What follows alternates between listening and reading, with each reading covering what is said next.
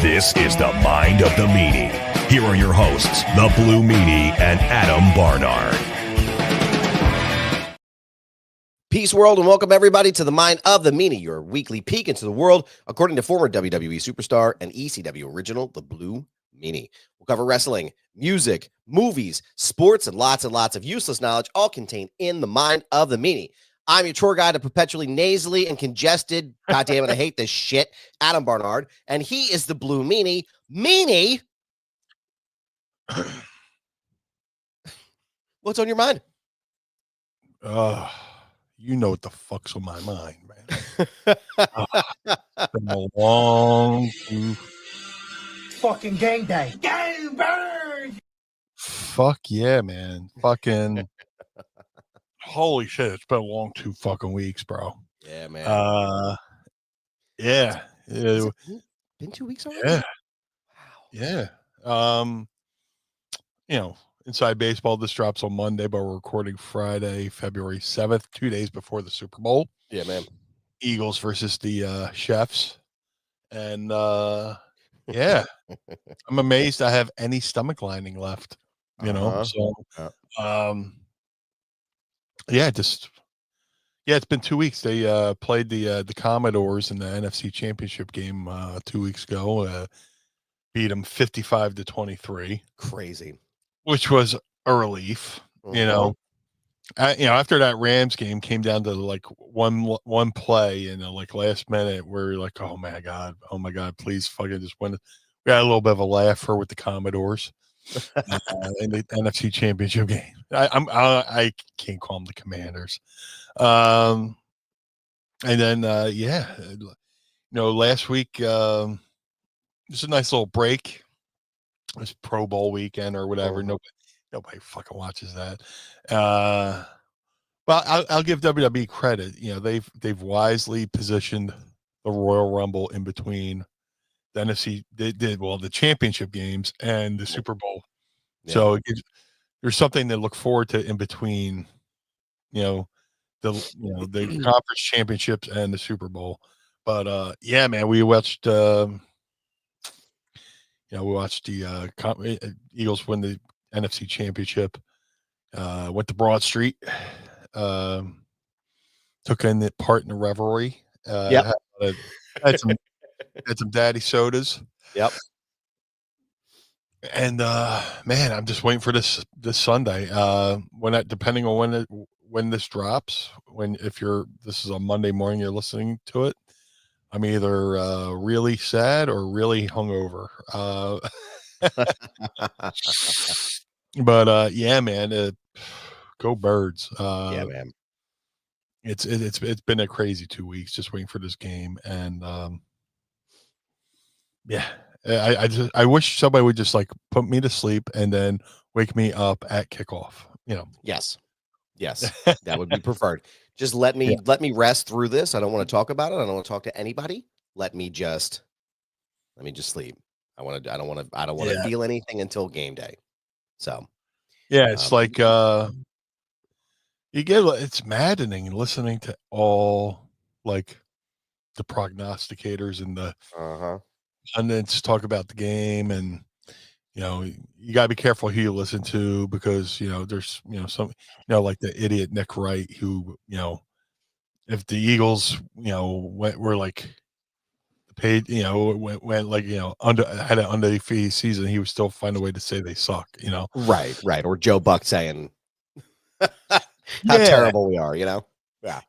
So it's just a mental chess game, man, of just trying to stay even keel, even though I'm confident going into this game. I like our chances. Yeah. Knock on wood. But Sunday can't get here quick enough. Dude, I'm telling you, man, it's as you know, longtime listeners of the show, they are aware that I am not going to say anything positive or negative about the Philadelphia football team. I don't even like saying the name on the air because I feel like if I do, I'm going to jinx it. Yeah. So what I'm going to do is, Meanie, I'm going to put this comment. First of all, thank you everybody who's joining us right now Yeah, we got on a great the room here. One True Sport YouTube page, on the Mind of the Meanie YouTube page, and the One True Sport Twitter account, because as you'll know, we're never calling it X. But I'm going to put this on the screen for you here, Meanie, and I want you to just read this because I don't want to read it, because if I do, especially for such a big game, I don't want there to be any issues here. So I'm going to put this up. It's a comment from Andrew H. You go ahead and read that, and then you can discuss, and then I will sit and quietly pontificate amongst myself. Andrew H says Jaden, assuming Jaden Daniels of the Commodores, is a generational talent. Commodores. Philly made Washington look pedestrian. And it goes without saying, go Birds. Looking for Saquon to have a huge day and be the X factor. And that's what I'm hoping, man. The Eagles run offense. It's probably one of the most punishing offenses in football. And he listened to interviews, he listened to like Delane Johnson's and all them, and they like and Cam Jurgens, and they talk about how like they love to oppose their will on opposing defenses and just to run the ball and mentally make them check out. So Saquon, Saquon is a blessing. Just the way he runs, his eyes, his coordination, just the way how he can find a hole and just go for 70 yards, Yeah. And man, it's going to be, I think it's going to be a special day. It won't be easy or, physically or emotionally for me, just as a, pedestrian fan watching the game. But man, yeah, the Commanders, I basically when they beat the Eagles, when Jalen went out, that was their Super Bowl. Yeah. They celebrated like they beat Tom Brady and the Patriots. When they beat the Eagles with Kenny Pickett. So it's just like. Also, what was the score of that game again? The one that they beat the Patriots. 55-23. Oh no! I'm talking about the Super Bowl win from a couple years ago. The one where they beat the what was that? They beat the Tom Brady fella, right? Yeah. What's funny is the night before the NFC Championship game, I guess like 200 Washington fans went to the Hard Rock in Center City. And,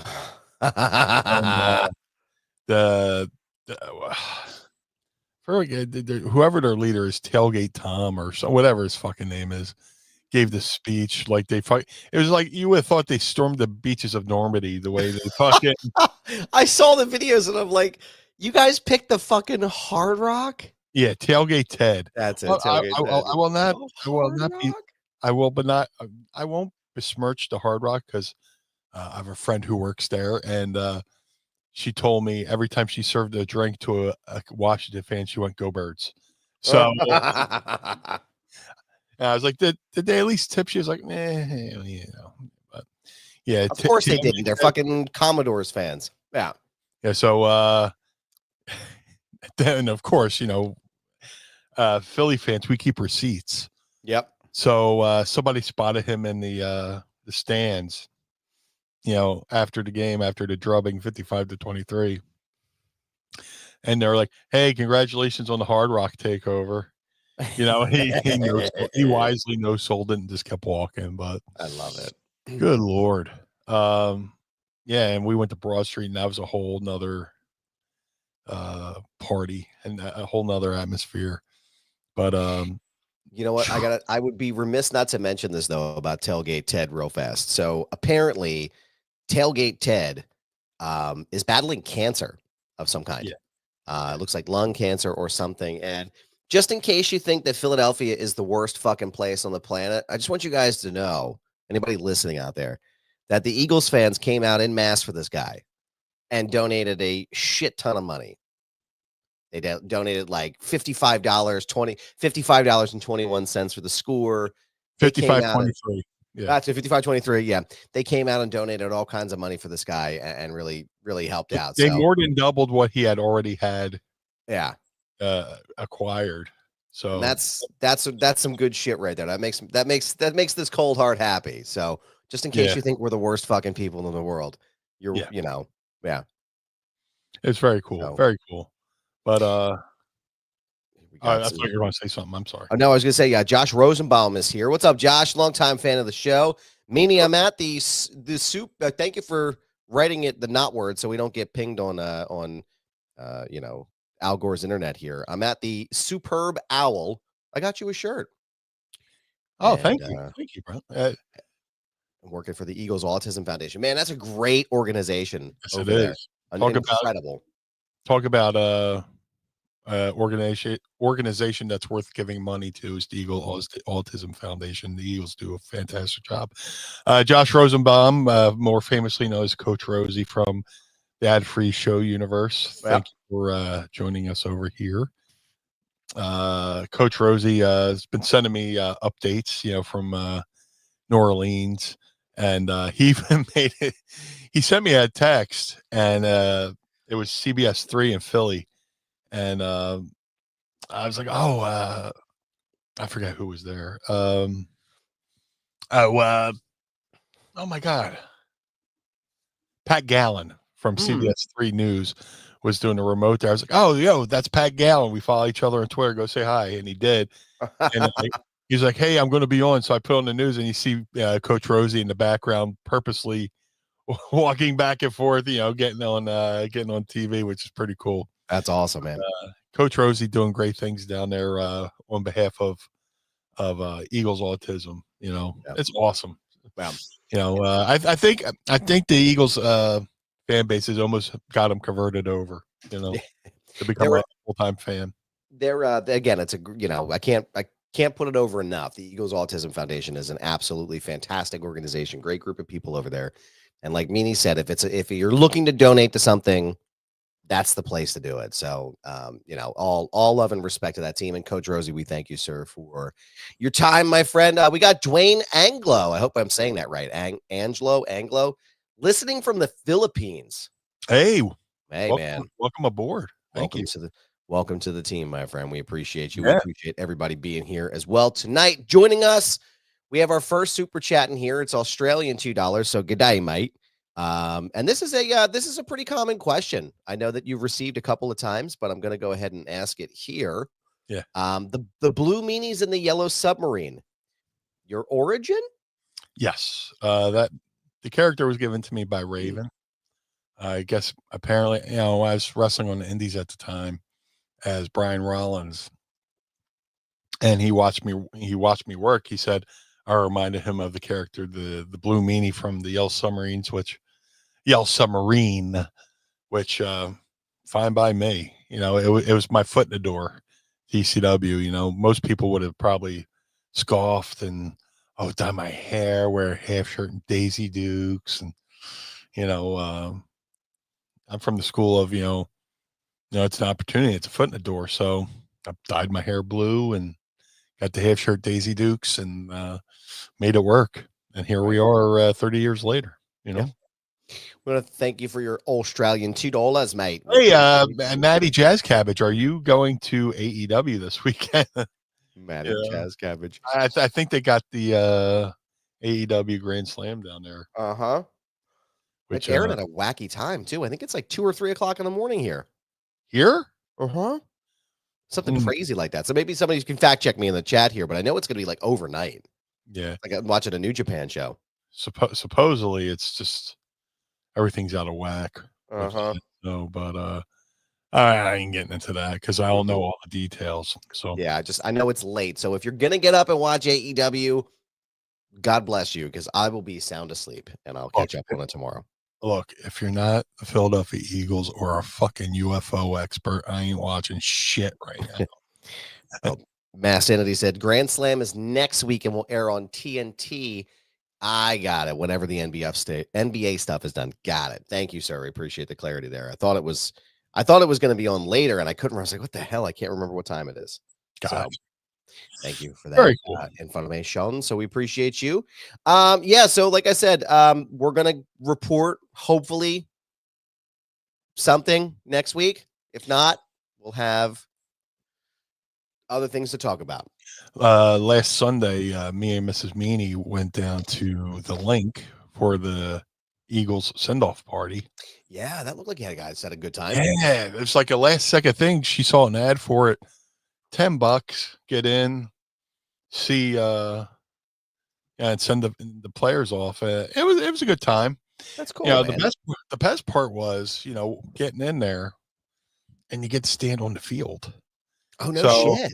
yeah, so it was, dude, it was so cool. You walk, go into the link the normal way through the security and all that stuff, but then there was this entrance. It took you up one ramp, then you hung a right and went down this one ramp that goes right on the field, and it's like an entrance I've seen. It's a way I've seen a million different times watching Eagles games. If you're an Eagles fan, think back to Eagles Vikings NFC Championship game where Patrick Robinson runs back that pick six.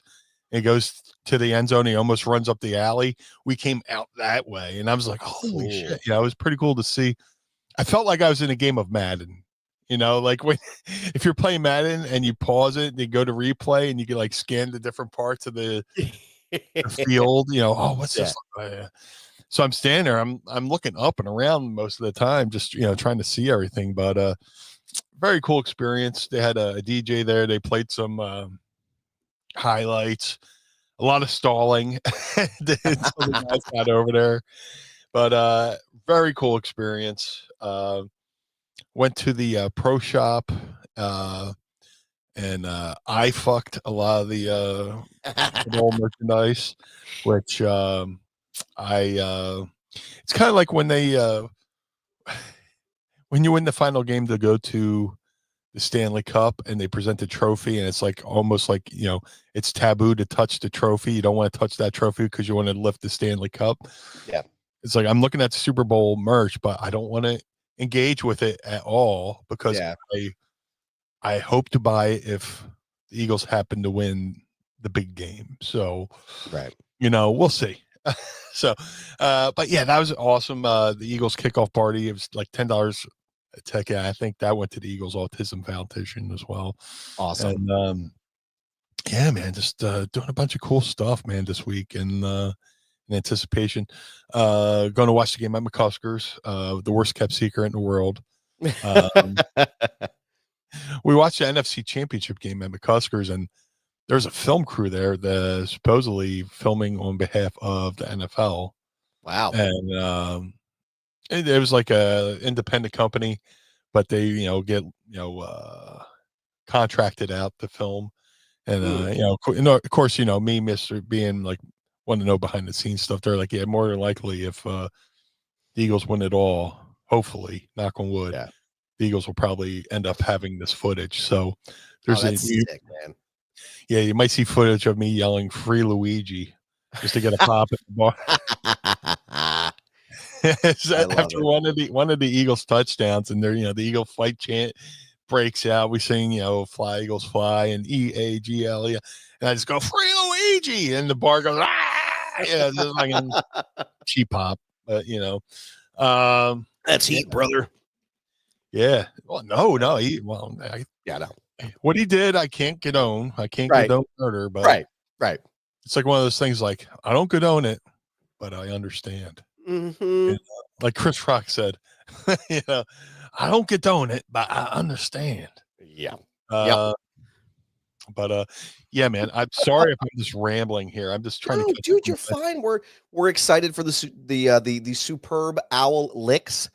We are, which I think is going to be the name of the episode, Superb Owl Licks. And I think is this the second time? This is the second time that the birds have been in the big game, and we've recorded together, right? Some 2 times in 3 years. Wow, man. Jalen Hurts is the first Eagles quarterback to go back to the big game. Jalen Hurts is the first Eagles quarterback in history to go to the big game twice. Wow. Nick Sirianni is the first Eagles coach to go to the big game twice. So there's a lot of records being done here. 3 Super Bowls in 10 years. That's big, 1-1, man. Yeah. 1-1. Hopefully, win another. The tip this scale in our favors with like 2 out of 3. Yeah. There's a lot of pressure on the Chiefs, man. I was watching Media Day. The Media Day press conference was a little bit of a shit show. Which, Always. the Media Day reminds me of, back in the early '90s, watching Howard Stern or listening to Howard Stern radio show. He would send Stuttering John off to some kind of press conference to ask. I remember watching Stuttering John ask Tommy Lasorda if he ever farted in the catcher's face. And, and people would be like, "Oh my God, how can you ask that question?" Well, it's 2024, and those questions are being asked all the time at NFL press day. And it turned out, Stuttering John. yeah, there were some funny questions. And then when you're watching it live, you're like, "Oh my God, how can somebody ask that?" And then turns out some of those questions was Guillermo from the Jimmy Kimmel show. Guillermo was asking Saquon Barkley how to freshen it up in the bedroom. So That's funny. Yeah, but yeah. So I watched that. Yeah, again, there's a lot of pressure on the Chiefs, man, because there's one reporter had the balls to bring up to both Patrick Mahomes and Travis Kelce about the refs. Aye. And I got to I was always taught you don't sell. Yeah. And the guy asked Mahomes, a lot of people in your career have helped you. Who's your favorite ref? Which ref do you send a Christmas card to? But then he asked Travis a question. And then later on in the press conference, Travis, was just like, "I got a question for the media. Why do you keep talking about this ref thing?" And it's just like, ooh, it got to him, Yeah. if the question didn't bother him, he probably wouldn't have acknowledged it. Yeah. But the fact that he turned around and asked the media, "Why are you obsessed with this ref thing?" Dude, just go on Instagram. There's a million videos of showing how phantom. He says, the reporter says to Travis, "I know. What do you love more, Taylor Swift or a phantom holding the pet yeah. pass interference call?" And he's like, "Oh, good one. Next." And, so, but yeah, there's a lot of pressure on them. Because no team has won 3 Super Bowls. There's 3 big games in a row. It's a lot of pressure, but I'll say this: when it comes to football, you're either winning or you're learning. You learn from every loss. And the Eagles' loss in the Super Bowl 2 years ago came down to one ticky-tack play. Was it a penalty? Sure. But were they calling it all game? No. So I think they learned a lot from that game, that experience, and they're bringing that into this game and this experience because now they know what to expect. And if anything's in the Eagles' favor, if the Eagles happen to win the Super Bowl, this would be the second trilogy they would have busted up, because when they won in 2017, it was in between 2 Patriots wins. So it's just useless knowledge that I look to tea leaves and stuff like that. I look into for inspiration to get me through to the weekend, to this to the big game. So if you're not from the United States and you don't know shit about football, I apologize. This is as a Philadelphia sports fan. Yeah. Equate this to whatever sport you like, and this being the biggest thing your sports team could have ever faced. And it's pretty unique. And I'm excited. I'm either going to be really sad or really in debt if they really sad if they lose. I'll be in high debt if they win, because I will get all the merchandise. Yeah.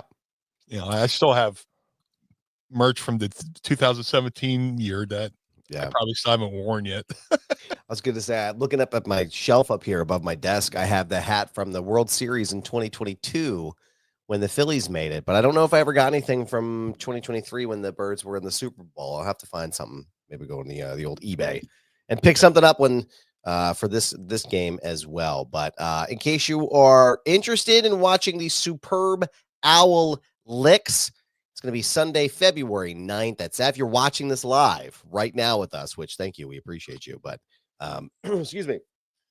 It's this Sunday, February 9th. Starts at 6:30 p.m. It's the Kansas City Chiefs versus the Philadelphia Eagles. And I'm going to give us a one of these. Yo, cause And one of these. fucking game day. Game bird. And we will certainly keep you up to date after the game. You mentioned Matty Jazz Cabbage is in Australia, and oh yeah, I was listening to WIP, and they have a guy who calls him from Australia. Oh, The guy says the game's starting the exact same time he has to report to his new job. So he has to weigh the option of, do I go to the first day of my, do I call out sick on my first day at the new job? Oh my God. You know, or do I convince him to put it on? Yeah. I mean, you could try to convince him to put it on, man. It may not be the worst idea. Yeah. But go Birds to everybody. A pleasant go Birds to you. And shout out to Tid Talk in the chat. Oh, yeah. My buddy Chris Tidwell from Canada, fellow worker, fellow Eagles fan.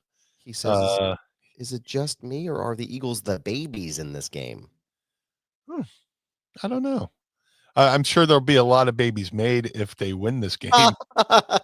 Lots of babies named Jalen and potentially Jason Kelsey, because that would if we had another kid and it was a boy, the child's first name would be Jason Kelsey, but it would be like, you know, his first name Jason Kelsey, and then his middle name, and then, you know, but it's not going to be put together. You know, you get what I mean. Yeah. So, and then he says, when they win, Meanie, get it right.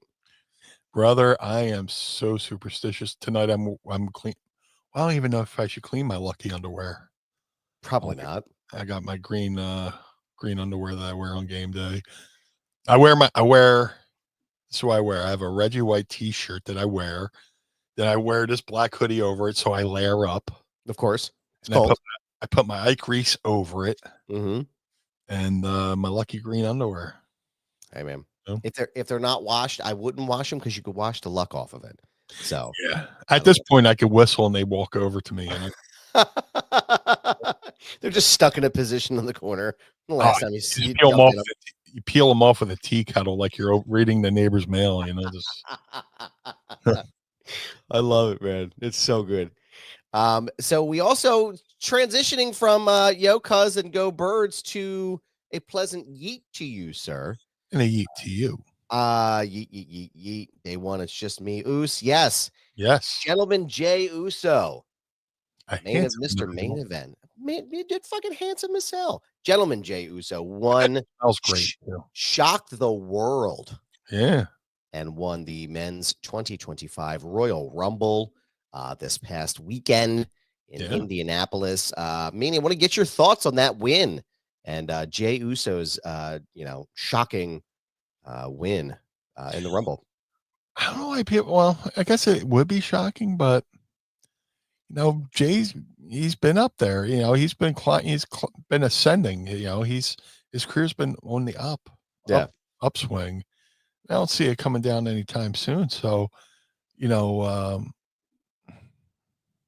not that he needed to win it, but it doesn't hurt to elevate a newer talent.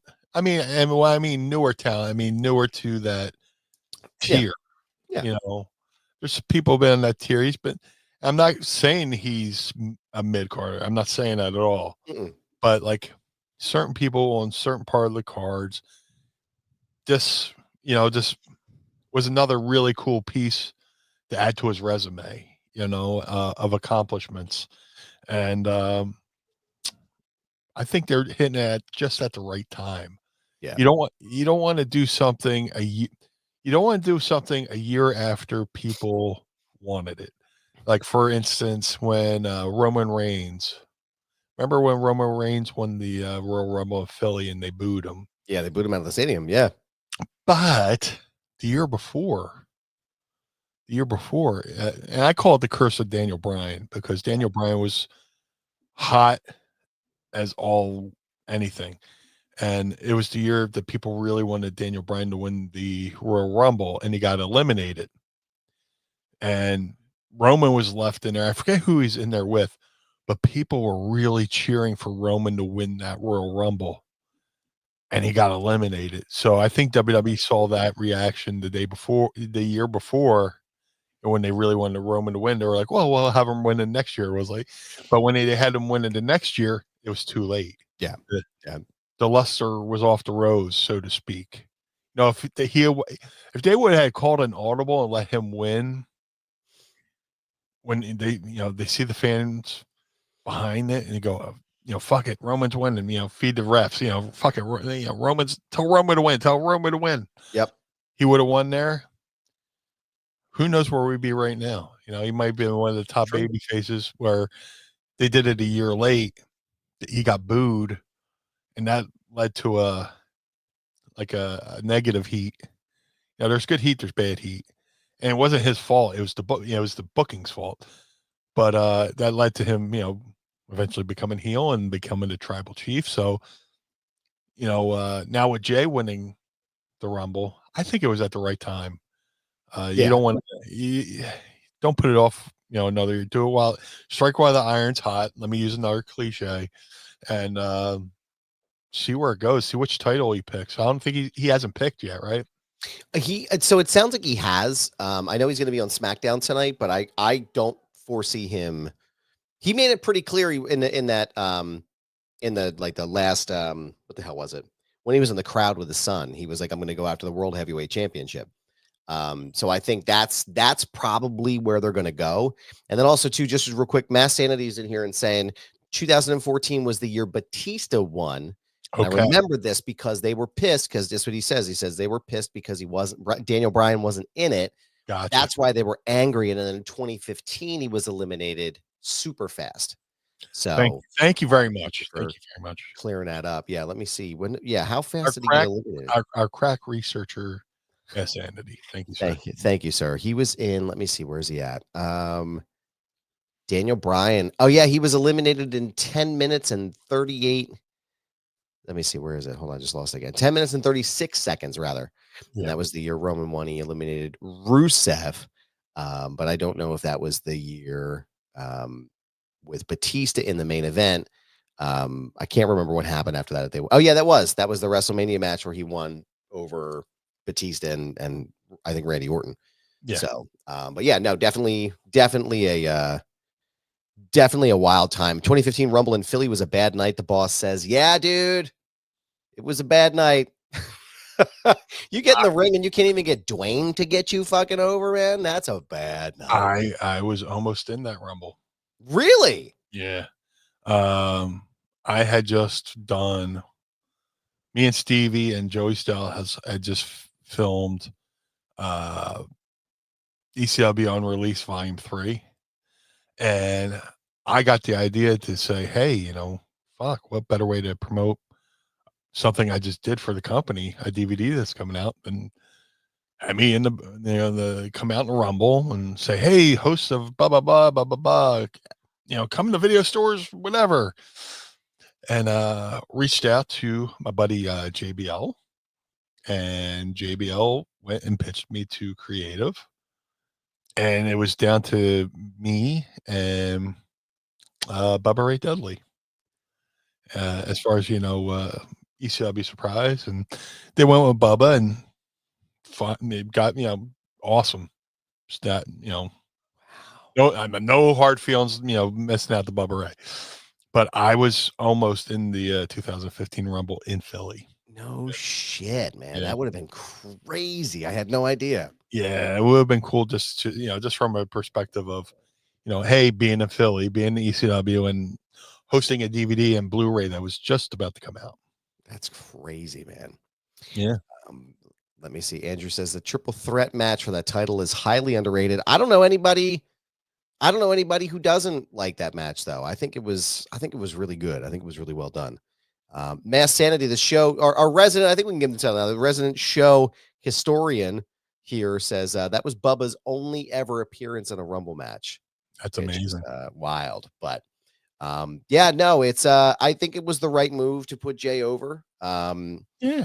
And I think, there's a couple things I want to, kind of point out here. When we were up in the press box, Okay. so little inside baseball. And again, to be clear, I had no fun. Meanie, I had no fun. And as you shouldn't, It as was a reporter, mhm, being on mhm, location, and no selfies, no fun. nothing. Like it was like when the people were like, "Are you having a good time?"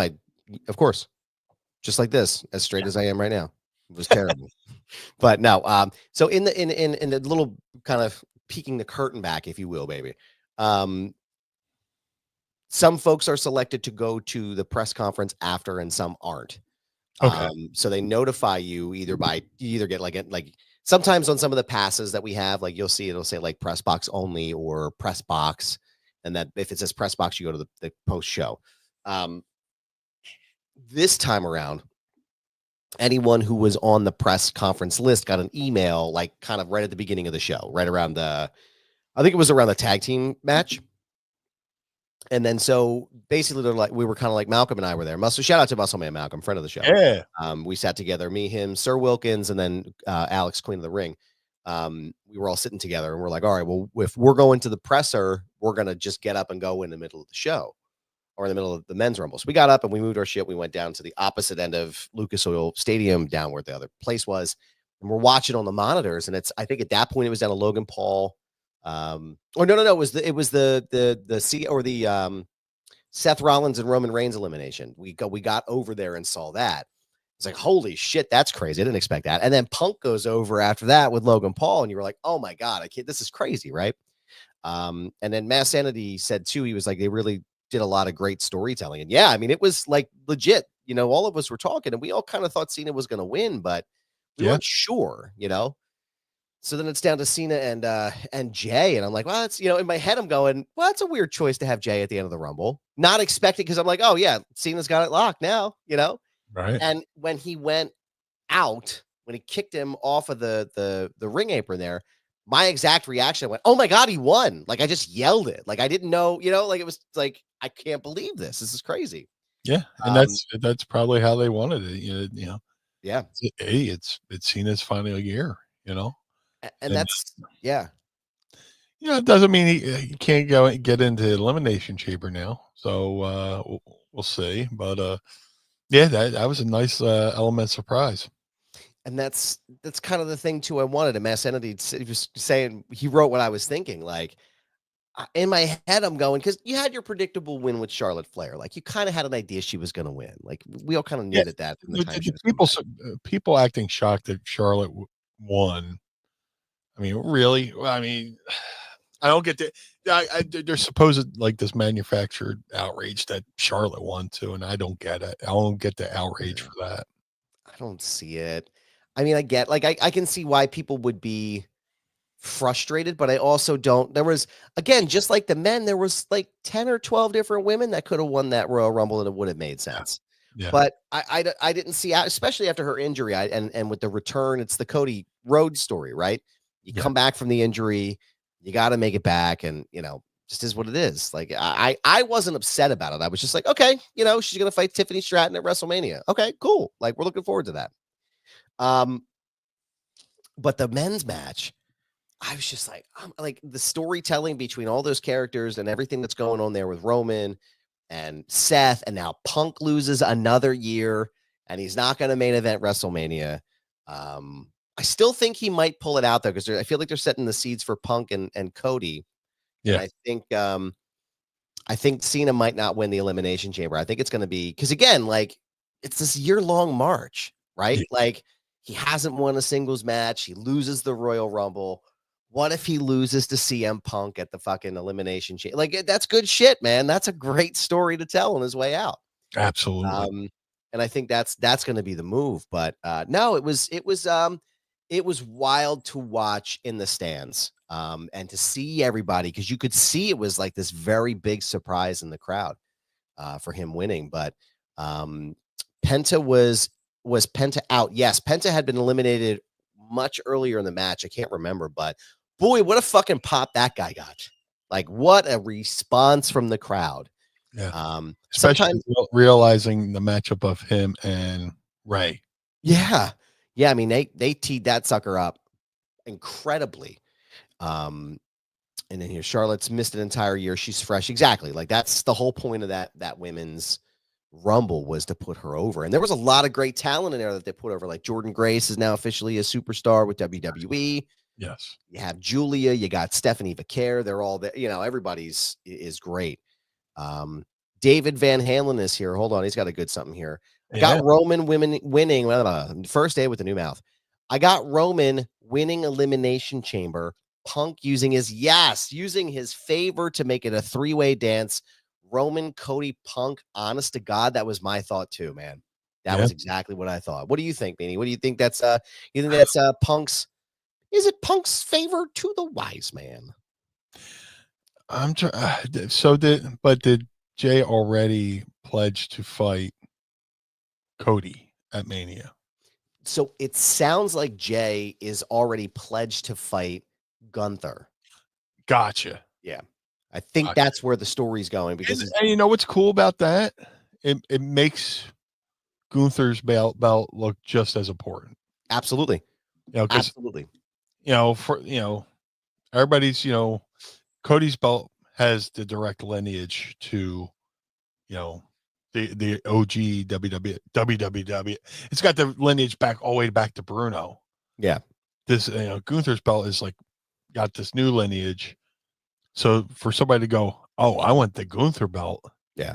Instead of the Cody belt makes the Gunther belt looks even more important. And I think that's why then everybody's like, oh, they're going to make it the main event of night one. Yes. Jey Uso will have a main event on night one. That's how it works. My question is, what was the question again? Because I was trying to figure out the two. Oh, sure. Yeah. So somebody was saying, David Van Halen was saying that he has Roman winning the chamber and then Punk using his favor to make it a three-way dance between Roman, Cody, and Punk. I do believe that Punk will be in the Cody storyline somehow. I don't know how. Yeah. It's possible that it could even be Seth Rollins too, because don't forget, Seth and Cody have a very long history together. Seth has never beaten Cody and has never I don't think Seth has ever main evented WrestleMania. Unless it's like a fatal four-way, Yeah, it could be. I was watching, speaking of Super Bowl, I was watching Rich Eisen's show, which had Seth Rollins on today. Yeah. And, or yesterday, but I watched it today. And they made allusions to him wanting to possibly, face Cody, at the at WrestleMania. So yeah, and that's the beauty of the booking. You can't really predict exactly where it's going to go. You can have allusions to where it might be going, but their booking is spot on right now. It's money. They're just honest to God firing on all cylinders right now. It's so good. Like everything that they're doing is fantastic. Yeah. And I wanted to bring this back before we get into our favorite segment of the show here. Because Mass Sandy's got a bunch of questions. Lots of great stuff here. The boss says Penta lasted the longest. Yes, I think he had the Iron Man spot this year and was eliminated by Finn Balor. I got a chance to good. I got a chance to talk to Penta at the Royal Rumble media event.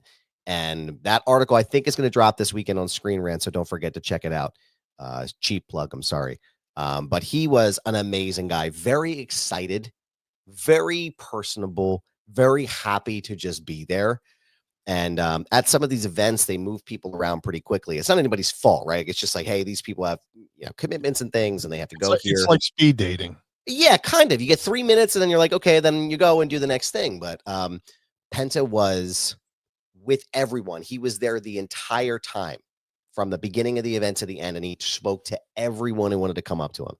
And he was fantastic. So, he was, again, I think there's going to be big things for him. And if the rumors are true that Aleister Black is on his way back too, I think this is going to be Hunter's time to get him to shine too. I really am excited to see him. And that was one I was hoping would show up in the Rumble would be Aleister Black.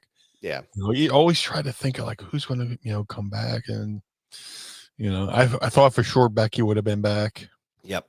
But they're holding back on some surprises, which is refreshing. Yeah, it's kind of nice, man. Yeah. Yeah, Rollins did tell. See, there you go. He told Rich Eisen he lost all of his matches to Cody 2 years ago. There's the big story. And then Joe Hendry got a huge pop.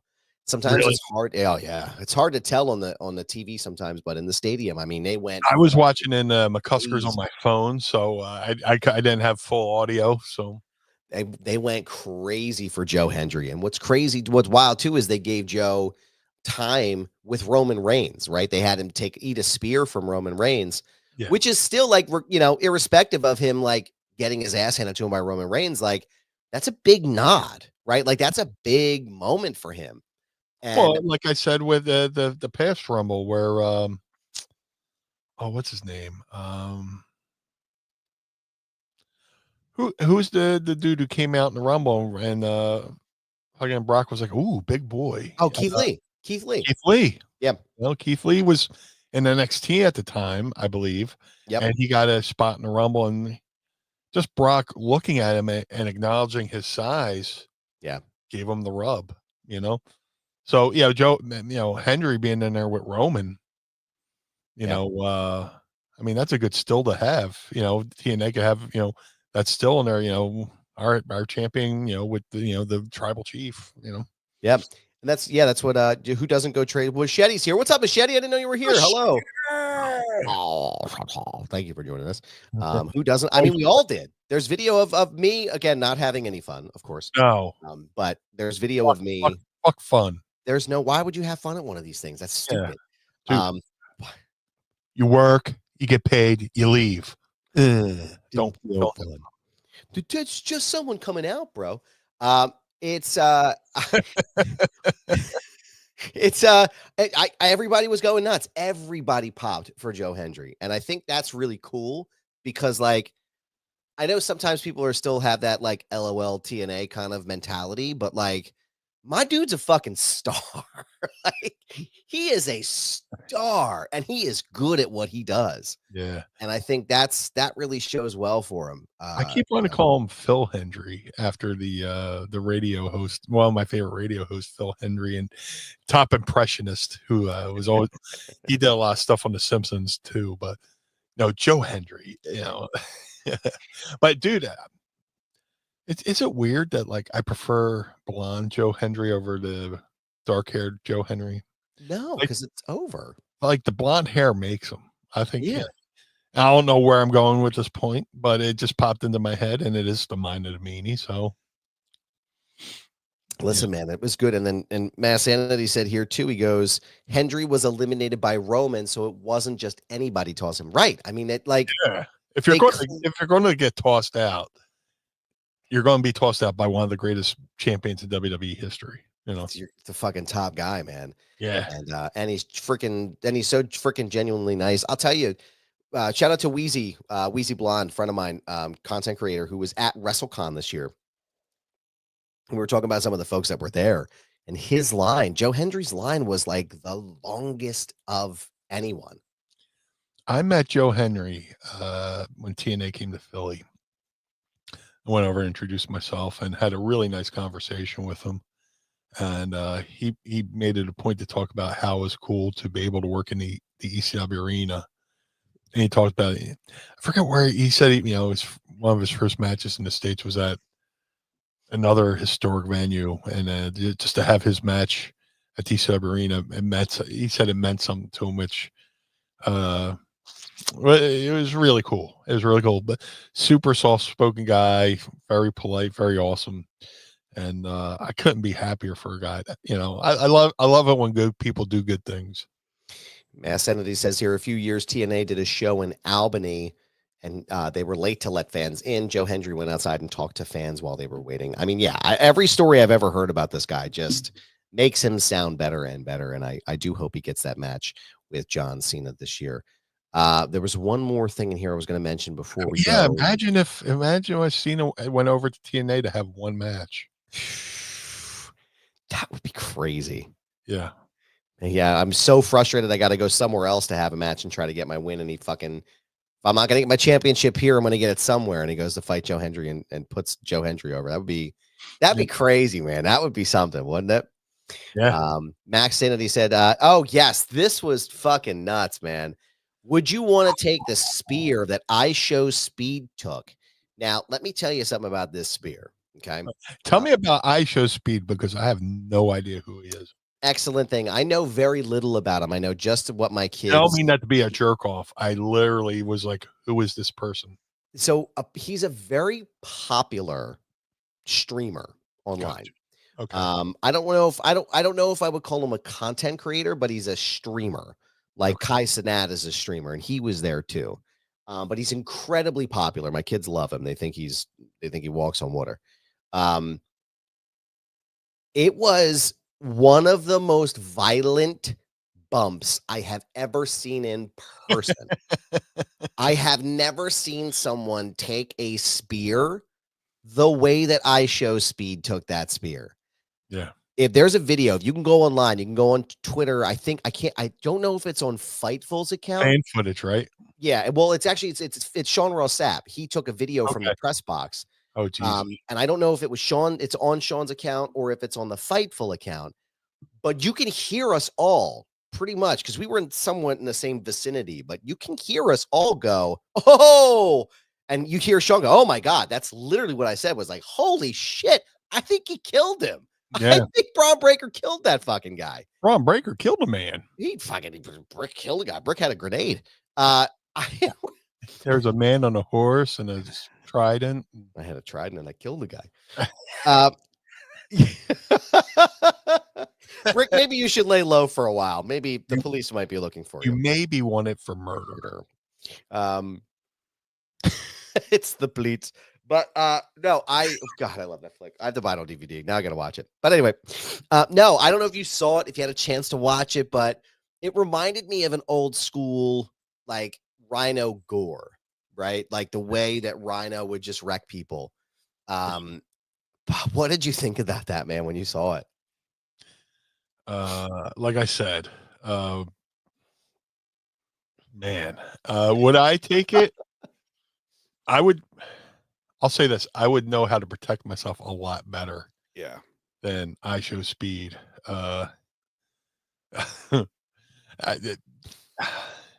It's hard to put into words just how fast Braun Breaker is.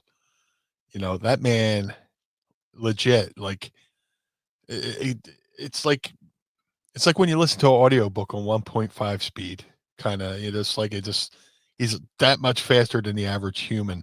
Yeah. And I thought he was going to give him one more pass, like, hit that rope. And I thought he was going to give him one more pass, and no, he just went in and legit just, speared him out of his shoes. So would I have taken it at that speed? Probably, but I probably would have known how to protect myself a little bit better too, I would have made sure I was fully facing him, and I could just know how to absorb the blow a little bit better, instances like that, that's a bump where I would bump like a split second earlier, right before the impact. So it's me kind of controlling the bump before, we hit the canvas, Yeah. Like, I always take Bradshaw's, JBL's Clothesline from Hell. And the secret for me taking it was I would still be at the same height, but I would have my feet kicked out. So when he hit me, I still control the bump, where if you wait for him to hit you and then go down, you have no control over it. But if you're kicking at least one leg up right before impact, you can control the rate of your bump. So Jesus. Yeah. What does that feel like, taking a clothesline from hell? Dude, believe it or not, his clothesline, I don't want to kill his gimmick. No. Maybe it's because I figured out how to take it. Some people are like, Jesus Christ, but I think I think the fact that I knew kind of how to like brace for it, and like I said, I would start my bump 0.5 seconds before impact, with kicking my leg out. So when he hit me, I was already kind of taking the bump to begin with. But yeah. Yikes, man. I know I'm speaking in circles here, but it's like, oof. Shoof. I'm still thinking of that spear. Man, that was a that was ugly. Like I felt I genuinely thought that man was dead. You know what? I'll say this too, and it just dawned on me, and it's the thing I always say about Spike Dudley. Little Spike Dudley. Spike would wrestle like big guys like Bam Bam Bigelow, and they would throw Spike, and Spike would take these huge bumps, and people are like, "Man, doesn't that fucking hurt?" And Spike was like, "Well, I'm a $150. I'm Yeah. I'm a Yeah. $145, $150. Me hitting the mat doesn't have quite the impact that somebody at 300 pounds would have." So, Braun hitting I Show Speed at that thing might have wrecked maybe a heavier guy if he hit me, I'm like, what, 330. So I would have the pressure of his weight and my 330 hitting him at where I Show Speed, whatever he weighs with a brick in his pocket. He's not going to hit the hit mat as hard as much of a bigger person would. So that's my theory going into it. It looked violent as shit. Yeah. But I think the fact that he's a little bit lighter might not had as much of an impact as if he was a bigger guy taking that bump. If that makes sense. It does. Yeah. I just good God. And Matt Sandy has a good point here about Otis. Oh, yeah, Chewy did. Yeah. I mean, honestly, too, like if you watch that video back. So Mass Sanity here, in case you're listening to this instead of watching it, he says, don't forget Otis threw Speed over his head and over the announce table afterwards, too. I mean, if you watch the way that Speed landed, it looked like he was lights out, man. Like it looked like he was a dunner. Like he was gone. Yeah. And then having him thrown over the back like that, it was like he wasn't blocking himself either. Like there's ways to take those kinds of bumps, and that was brother. Woo-wee. That was ugly. I laughed, popped. I laughed because you're so uncomfortable. You're like, oh fuck. I usually sound like, because I wasn't expecting it. Yeah. Yeah, it looks like WWE released a video today. His leg got ripped up. I saw that. I saw he had probably from the announce table. Probably. Yeah, I think it was probably him getting tossed over. But yeah, no, I mean, if you get a chance to watch it, it was quite an event. It was quite quite a moment, man. I'll tell you. Before the bump, he was I Show Speed. After the bump, he was I Shit Pants. I wish we could make that the episode title, but you could just replace the I with the exclamation point. Yeah, I could do that. Yeah, that's not bad. Meanie, I have a quick question for you, good sir. If you don't mind, it's about that time. What's the time? It's time to get ill. What's the time? It's time to get ill. Are you ready to ask Meanie? I would love to. It's time to ask Meanie anything. Ask me something. I can't remember what regular air smells like. Don't forget to tweet us your questions using the hashtag Ask Meanie. Can you hit the news button for me there, pal? Oh, all right. Ladies and gentlemen, we have unconfirmed reports coming in from the Mass Sanity news desk that I Show Speed left his underwear on top of the stadium in Indianapolis. We're reporting later on tonight. That's a hell of a hook shot. Seriously, man, that's where he's probably he got hit so hard his underpants are probably stuck somewhere up in the clouds above fucking Lake Michigan. So I just popped myself because before he was I Show Speed, after he was I Shit Pants. Back in the day, there's a comedian there's a joke about the movie Dances with Wolves. Yeah. The guy was the character Dances with Wolves was named Dances with Wolves because when they saw him he was dancing with wolves. And they're like, if they saw him, like half hour earlier, they would have named them Wiping with Leaves. I remember that one. Yeah. What are you sipping on today, good sir? Oh, sipping on gin and juice. Mm-hmm. Got myself some Canada Dry seltzer. Mandarin orange. Just learned to read today. So. And we got I got some of the cheap shit from Aldi, sparkling frost. The pink grapefruit flavor. I've saved it all week for the show here. And speaking of shitting, I went to Chicken Pete's today. Oh man. The grease went right through me. So me and the wife had to go to ShopRite, and I was like, I'm gonna go take a shit. So I go in there and I sit down. And dude, there's one thing. It's like when your ass knows it's near a toilet. Uh-huh. And Yeah. you just have to stop and breathe, you know, because if you go to sit down too soon, you're going to full metal jacket the fucking wall behind you. You're going to go pile the fucking porcelain wall. You're going to look like a fucking rhinoceros just fucking shitting in the wild, spinning its tail everywhere. Yeah. Oh, I get into the fucking bathroom and I get into the stall. I'm just like, oh man, that's the worst. So, yeah. So, somebody referred to it as like when you get home and you think you got a shit and your body knows you're home, and it's like, yeah, my ass just tapped into the home Wi-Fi. But I sat down, did my business, and there was no toilet paper. Oh no.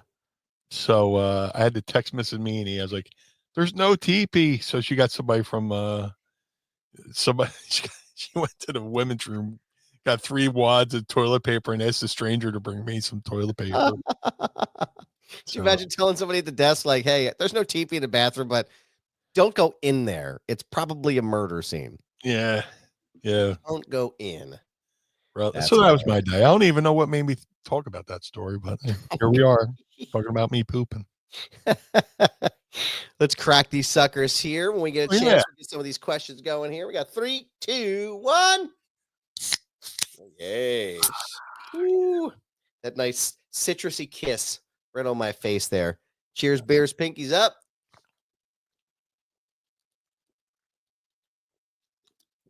Oh, yeah. I'm addicted to the fizz. Also, shout out to my succulent Chinese meal I enjoyed before the show started here. I've been smelling it all afternoon here, and it's fucking delightful. Let's see what we got here. We got a couple questions. We got 3 questions to round out the show here. The boss wants to know, Eric Allen finally got his due for the NFL Hall of Fame. Which past Eagle is overdue to be inducted, in your opinion? Man, Eric Allen is a damn handsome man, I'll tell you that. Overdue. Man.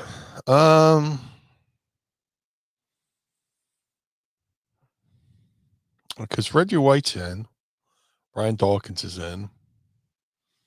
I would love to see.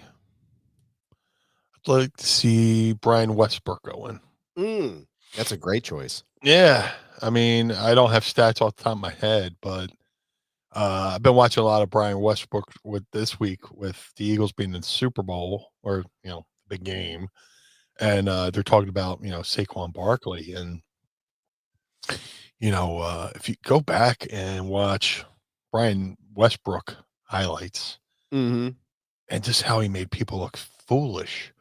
There was one game where he caught a pass from Donovan against the Tampa Bay Bucks, and he made 7 people miss. Whoa. And yeah, there's like an amazing compilation out there. And thinking about, thinking back to that day, those days, you're like, man, he's one of the best, and yeah, I'd like to see Westbrook get in as a fellow Brian. Yeah. And then as an Eagles fan, and it's weird too, man. I was just thinking this. I was like, it's weird being at the age now to where people I've watched play football are going into Hall of Fames, Yeah. or bands in general, Yeah. Dude, fucking Eminem was just inducted into the Rock and Roll Hall of Fame. I'm like, what the fuck? The Foo Fighters got put in the Hall of Fame. I was like, bro, I remember the first time I heard their song in like 93, 94. Probably 94. I think it was 94, if I remember correctly. I'm still living in Jersey. I'm driving, and they're like, "Oh, new song from the drummer from Nirvana, Dave Grohl, a band called the Foo Fighters. Here's This Is a Call, or I forget which song it Yeah. was, or I forget what Oh song. yeah.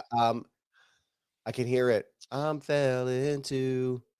Will I talk about it? No. No. Which one is I don't know you anything? Oh yeah, was that their first song or was that their second? I'll stick around. That's the one. That's the name of it. That's the first song I heard, and I was like, then here we are, and Dave Grohl's a 2-time Hall of Famer between Nirvana and It's crazy. Foo Fighters. Man, actually, I don't know. Are you a Nirvana guy or you just Foo Fighters? You just I like Nirvana. What did you think about You're Right? I loved it. Oh man, that song fucks hard. Loved it. So good, man. That'd been floating around on bootlegs for a while. Uh-huh. I even think Courtney did a cover of it, live with Hole. There's bootlegs. But when they finally released it, I'll still listen to that song. The opening gives me chills. Just imagine like it kind of signaled a different direction for the band too, because who knows where they, which direction they would have went had Kurt not, did what he did. Yeah, it's a shame.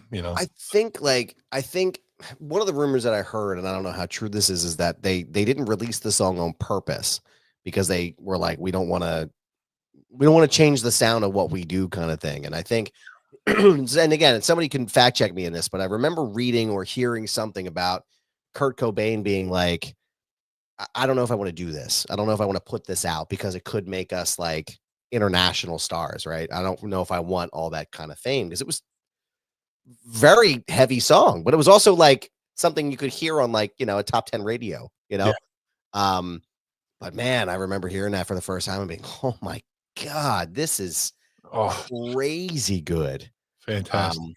And again, it's just, I don't know, man. It's such a shame that happened. He had so much talent. There's a box set out there. I don't know if it's official or unofficial. It's called Outcesticide. And tons of like unreleased songs on there live and whatever. And there's so much talent there. But it's a shame, man. Yeah. It is. Let me see. What's our next question here? Eric, or the boss. Thank you for the question here. Great question. Matt, my favorite thing, Mass Sanity wants to know for me. Thank you. Adam, good question at the Royal Rumble press thing. Thank you very much, sir. I appreciate that. Did you have to choose which site you represented, or was that specifically a Screen Rant thing? Thank you for the question. No, I write for Screen Rant. So I am a wrestling reporter, news reporter for Screen Rant on their wrestling beat. So when I went and I submitted my credentials, I submitted for Screen Rant. I was lucky enough to sit up front with Muscle Man Malcolm, and when they were getting ready to ask questions for Jey Uso, I happened to be the first one that they called for that question. So I always submit for it. And when I was with Sports Illustrated, I was actually with Sports Illustrated when I submitted my credentials for media at the Rumble, and then I reached out to them. One of the guys that I'm close with, I reached out and told him I'd switch, and he was like, "It's fine, no problem." But yeah, that's always something that we identify, like that's the site that I write for when I go. So thank you for the question, good sir. Good question. Thank you very much. Yeah, he's got a couple more things here. Nirvana Unplugged is one of the greatest recordings ever. One of the greatest recordings ever. Yes, absolutely. I agree with that. You know what? Speaking of that, leave that question up. Oh yeah. Nirvana Unplugged, they did a cover of David Bowie's The Man Who Sold the World. Yes, man. And I was there. There's a great documentary on Peacock right now. Ladies and gentlemen, 50 years of music on Saturday Night Live. And Bowie was on there, and Bowie was on there doing The Man Who Sold the World. And I was like, you know what? I kind of prefer the Nirvana version. Yeah. It's amazing when a band does a cover and you prefer the cover to the original, but that's the case with that song. It's like No One Compares to You with Sinead O'Connor and Prince. Like, I don't know, man. Sinead kind of killed that shit. She kind of fucking rocked that shit. Yeah, dude, here's a great cover. As soon as you're done listening to this, go on YouTube. Prince did a cover of What If God Was One of Us. Really? And it's way better than the original. And a lot of people are going to, every time I say that, people go, well, Prince wrote the song. No, Prince didn't write What If God Was One of Us. No. Eric Brazilian from the band The Hooters in Philadelphia wrote "What If God Was One of Us" for Joan Osborne. But then Prince did a cover of it, and it's phenomenal. Oh man. You might actually tear up listening. Wow. Yeah. I might have to check that out, man. I would love that. All you R&B fans out there too, there's a Tamia song called "So Into You," which was famously sampled by Fabulous in the early aughts. Childish Gambino actually did a piano infused cover of that song on one of his live NPR performances or something. Was that Tiny Fuck. Desk, or Was that? was that NPR has the Tiny Desk series? Was that it? No, it was. I might be misremembering or not remembering correctly. I don't know if it was NPR, but it was like a live music show that he did. Yeah. It's just a tiny little space, and he does this cover of "So Into You," and it's he's playing the piano, and oh my god, it's so fucking good, man. Go out of your way to check it out. It is phenomenal. And he says here too, Dave Grohl is the only person to have 3 songs on MTV's top 10 with 3 different bands at once. Oh wow, Nirvana, Foo Fighters, and Probot. nice. That is an impressive Probot record's pretty good.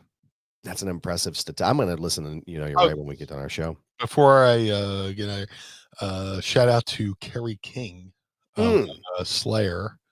He's got it's been out for a little bit, but go online, check it out. I went and saw Kerry King last night, or 2 nights ago at the TLA in Philly, and his solo band is really good. It's like almost like an all-star band. He's got actually, let me who's in this band right now? It's him, it's Paul Bostaff, the drummer from Slayer, Mark, I'm gonna go fuck up his name. I mean, not even gonna try to say his name. Phil Demmel was in a band called Machine Head. Yeah. And Kyle Sanders, who's been in a bunch of different bands, but fantastic. Go on my Instagram at Blue Meanie BWO. I posted they did Rain and Blood, and that was, which is a Slayer song, but it was really good. So I just went, I don't know what made me think. Oh well, the music topic. I just want, give Kerry King some love. Cool, man. Our last question of the day comes from Maddie Jazz Cabbage. Says, could we get a future 4-way show with me, Meanie, Dominic D'Angelo, and Roberto Van Dam? I don't see why not. I'm down for it. Yeah, I mean, we're on the same network, and we like to promote each other. Because that's what you do when you're doing a fucking network. You promote them, right? You don't sign somebody up and not promote them. You fucking do what you're supposed to do. And have fun. And have a good time. It's just someone coming out, bro. But Meanie, I want to thank you for your questions, good sir, and for your answers, rather. And I want to thank you watching, all 88 of you. Thank you very much. We appreciate you joining us. You had hundreds of places to be on this Friday night, and you chose to be here with us. So we want to say thank you, because we literally could not do this show without you and your support. So thank you. But Meanie, you know what time it is, brother. Oh, yeah. It's that time. Shout out to Enrichment with this beautiful beat here. But good sir, where can people keep up to date with all things blue when they're not listening to the program? Yeah, if you would like to follow the Blue Meanie on all forms of social media, Facebook, Twitter, Instagram, Blue Sky, at Blue Meanie BWO on all forms of social media. Support the Blue Meanie. Go to ProWrestlingTees.com/Blue Meanie. If you'd like to support Minded the Meanie, go to ProWrestlingTees.com/Minded the Meanie. MadCatBeardCare.com. Get the Blue Spruce Beard Oil and Balm. Shout out to Josh Thornton, doing an amazing job over there at MadCatBeardCare.com. Cat lover like myself, he rounds up the kitties, nurses them back to health, and sends them off back better than he found them. So if you want to look good and smell good, go to MadCatBeardCare.com. The Ultra Pro Wrestling video game coming to all major consoles. Ultra Pro Wrestling contains not only original characters by the amazing Al Haney, but many real-world wrestlers, including myself and many others I'm trying not to spoil. Go to ultraprowrestling.com or follow them on Twitter at UPW Video Game. That's ultraprowrestling.com or UPW Video Game on Twitter. The Figure Collections Bone Crushing Wrestler Series 1's variants of the Blue Meanie are available now. All Series 1s can be ordered right now at shop.figurecollections.com. That's shop.figurecollections.com. Type Blue Meanie in the search bar. Get regular Blue Meanie or BWO Blue Meanie. Either way, there's no wrong choice. To have the Blue Meanie on your podcast, go to podstars.net, podstrz.net. Register your podcast, book the blue guy. Let's have a conversation over at podstars.net. Cameo.com/Blue Meanie BWO for birthdays, holidays, and well wishes. Please book through the site, not through the app. The app takes way too much of your money. All that money you think the talent going to the talent is actually going to an app store. So go to cameo.com/Blue Meanie BWO. Let's have fun over there and make somebody's day a little bit better. But most importantly, Mr. Bedard, where can we find you, sir? Well, thank you, sir. You can find me on Instagram, TikTok, Twitter, Blue Sky, at This Is Goober. Yes, it's my handle. No, I'm not changing it. It's a brand, pal. So you can go and find me there and keep up to date with everything I have going on at the moment. You can also listen to Foundation Radio by going to youtube.com/@FoundationRadioPod. We're in a bit of a hiatus right now just because things are getting busy with Screen Rant. So you want to make sure you go back and check out all the archive over there at foundationradio.net. Don't forget to check out my work over at Screen Rant. Like I said, right now I got my articles coming from my conversations with Penta and Natalia from Royal Rumble Weekend. Got a lot of great stuff up there already. Also got a chance to talk to O'Shea Jackson Jr., Nice. Star of Den of Thieves, this movie series. Got to ask him a question about Den of Thieves 3, which is going to be starting filming soon. So go and check that all out at screenrant.com. Shout out to the homies at the 10th Ward Barbershop in downtown Lawrenceville, the outskirts of Pittsburgh, Pennsylvania. Go ahead and see Kane and Jordan and the rest of the team over there and get yourself looking great. Nice beard line, nice hairline.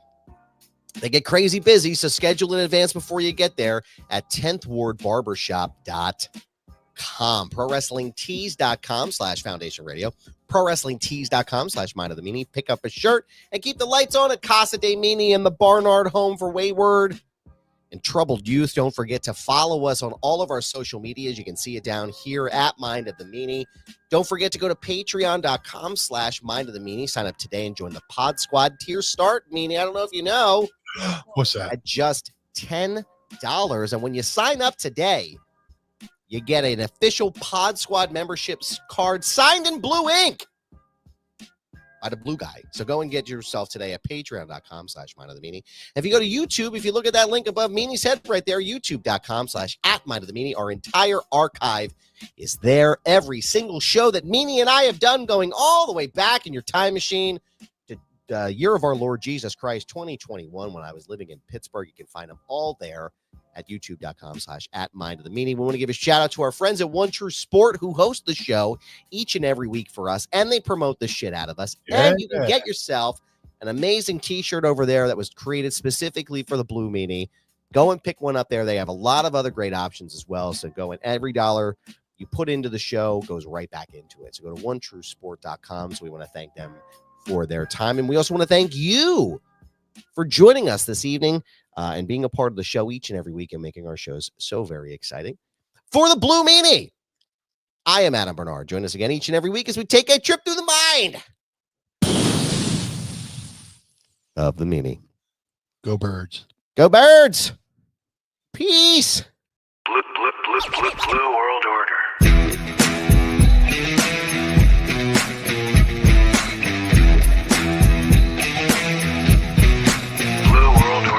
This episode of Mind of the Meanie is hosted and executively produced by the Blue Meanie and Adam Barnard. It was mixed and engineered by Carl Pinnell. Additional narration is provided by the executive voice, Sam Krebs. That's me. Our intro music was performed by the Swamp Candles. Our outro music was performed by Chikara. Additional musical accompaniment is performed by Enrichment. Follow us on Instagram and Twitter, or X or whatever, at Mind of the Meanie, and become part of the Pod Squad by going to patreon.com/Mind of the Meanie. Find our entire show archive at mindofthemeanie.com. This has been a Butts Carlton media production. Butts Carlton, proprietor. Blue World Order. That was Blue Meanie's brain out.